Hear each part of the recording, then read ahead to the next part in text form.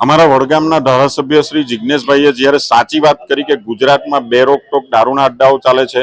Drugs પકડાય છે, અદાણીના port ઉપરથી હજારો કરોડ રૂપિયાનું ડ્રગ્સ પકડાય છે, પરંતુ એમને છાવરી લેવામાં આવે છે, વાત સાચી છે અને ગુજરાતના યુવાનોને નશાખોરી તરફ ઢકેલાઈ રહ્યા છે, એને રોકવાના પ્રયત્ન કરવા જોઈએ। ત્યારે એ વાત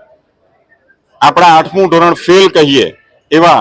ગૃહમંત્રીને ખપી નહીં અને એમણે પોલીસને સામે કરી દીધી કે ભાઈ પોલીસના પટ્ટા ઉતારી લેવાની વાત જિગ્નેશભાઈએ કરી છે, પરંતુ જિગ્નેશભાઈની વાતને ખૂબ જ ગંભીરતાથી લેવી જરૂરી છે અને સમજવી જરૂરી છે। અમે જે પણ ઈમાનદાર પોલીસવાળા છે એને એપ્રિશિએટ કરીએ છીએ, એમને સેલ્યુટ પણ કરીએ છીએ, પરંતુ સાથે સાથે જે પોલીસવાળા બેઈમાન છે, જે પોલીસવાળા હપ્તાખોર છે, જે પોલીસવાળા દારૂના અડ્ડાઓ ચલાવવાવાળાને સપોર્ટ કરે છે, એવા પોલીસવાળાને અમે છોડવાના નથી। અને એ વાત સાચી છે, કારણ કે એ જ પોલીસવાળા જે ઉપર સુધી હપ્તા જાય છે, હપ્તા પહોંચાડે છે, એમાં રાજકારણીઓ સામેલ છે અને એ જ સત્તાધારી પક્ષના રાજકીય લોકો એમાંથી પોતાના હપ્તા લઈને પોતે પગભર થાય છે। ત્યારે ભારતીય જનતા પાર્ટીની જે નીતિઓ છે એની સામે અનેક સવાલો ઉભા થાય છે।